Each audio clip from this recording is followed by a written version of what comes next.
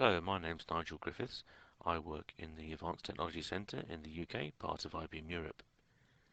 In this technical hands-on movie, we're going to look at PartitionMobility that's now available on the Power 6 machines. This is where we can get a logical partition to move from one machine to another machine. These logical partitions can be running the latest copy of AX 5.3, AIX 6, or one of the Linux on Power distributions. This is the configuration of the machines that we're going to use in this demonstration. On the right hand side we have a DS4700 supplying us with a LUN via the SAN switch. This LUN is available to the virtual I/O server on both machines, and the virtual I/O server will present this as a virtual disk to the logical partitions that it's hosting. In this case we have a partition called P01, and it's running AX 5.3, maintenance level 7. The virtual I/O server is also presenting this logical partition with a virtual network. So P01 has a virtual disk and a virtual network to do all its I/O to and from via the virtual I/O server. We have a hardware management console that's connected to these two machines. The HMC is used to control the actual machine, to control the configuration of the logical partitions and the virtual I/O servers.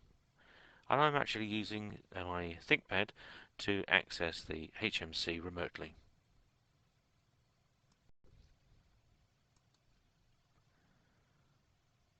So here we have the HMC for my two Power 6 machines. I've clicked over here the custom groups and all partitions, so I've got all the partitions on these two machines, but I've then selected a start with filter here, so I'm only displaying the logical partitions that start with the word demo. That eliminates the other 20 or so logical partitions we have on this machine, because these are the ones I want to concentrate on for this demonstration. Now we have two VIO servers, VIOS 00 and VIOS 04, on these two different machines. This is the server name here. We call them DI and NAG, and the 8F and the 7F are part of the serial number to make sure we understand which machine we're on. We're also running this logical partition here called P01, which is the one we're going to move between the two machines. At the moment it's on this machine called NAG7F. I've already selected this logical partition, so we got the menus up in here, and so we can go for Operations, Mobility, Migrate. That'll give us up a series of panels that we'll work through to decide what we actually want to do. First thing it says, are you really sure that this is the right partition you want to migrate? So we're on the NAG7F machine, and it's the logical partition here called Demo P01. That's what we want to do, and we want to do an active live migration, so we'll select Next. Now it says when we get to the target machine, it wants to create a new profile for this logical partition, which is going to be defined as having the resources as it actually moved rather than as it started, because we may have changed things along the way. So let's call this new partition just demo to give it a name.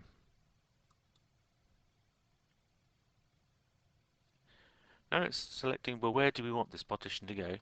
We've only got two Power 6 machines, so it has to be the other machine.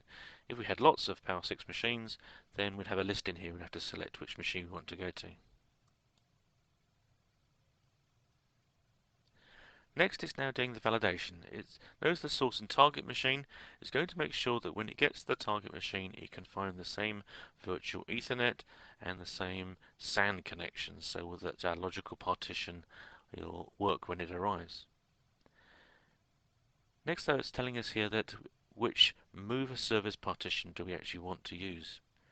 When we actually do the move, one of the VIO servers on the source and one on the target machine will be used to actually move the memory between the machines, and this is called the mover service partitions. Now, in this simple scenario here, we only have one VIOS server on each machine, so it's obvious we have to select those. If we had more than one VIO service on each of the source or target machine, then we could select which combination we want to use as the source and destination mover service. Next is selecting here that when we arrive on the new machine, which VIO service do we want to connect to the virtual LAN for us. And again, in this case, we've only got one VIO server, but we may have various options in here. Now it's doing the same thing for the virtual SCSI. Again, we've only got one VIO server, so it's obvious we have to use that one. But again, we could select which VIO server we want to provide the virtual SCSI connections. When we arrive on the target machine, we have to select which shared CPU pool do we actually want to belong to.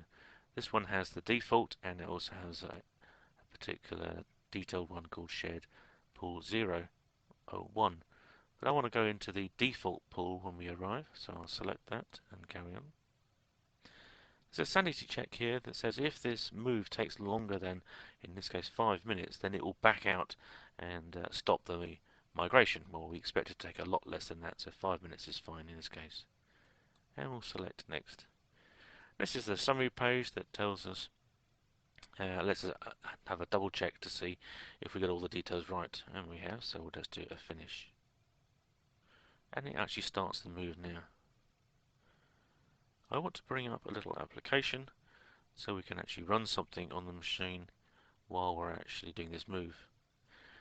This little application here is telling us that we're on the 7F machine, and this will change, and it will change color when we actually get to the target as well.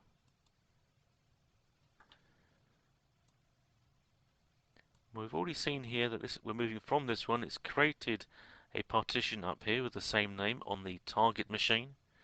They're in the migrating state here. So we've started it up, and we have to take the memory from the target, from the source to the target. Now we're at just over 20% complete. This is when we actually start doing the memory move. So it'll do the memory move, then it'll do it a couple of extra times to reduce the amount of difference in the memory pages between the machines. And then we've done the actual takeover there. The application has worked out that it's actually running on the other machine, the 8F machine. So we're now actually running on the target machine, and we'll get to 98%, and the final 2% is removing this partition from the source machine so we don't leave lots of copies of the logical partition around as we move it around different machines. We clean up as we go. This will just take a few seconds because it has to disconnect this logical partition from the VIO server and dismantle the connections. There we go, 100%, we're 100% complete, and we'll close that and we can see that we've moved from the 7F machine to the 8F machine. Well, you'll have to agree that partition mobility was simple to do and quick. We always get asked, well, how long would a larger partition take to move across? Because we only demonstrated a 1 gigabyte memory partition. Well, that all depends on your network. If you're using a 1 gigabit network as we are here, then we can do, roughly speaking, 100 megabytes a second memory move between the machines. Perhaps a little bit less than that if you have other traffic on your network.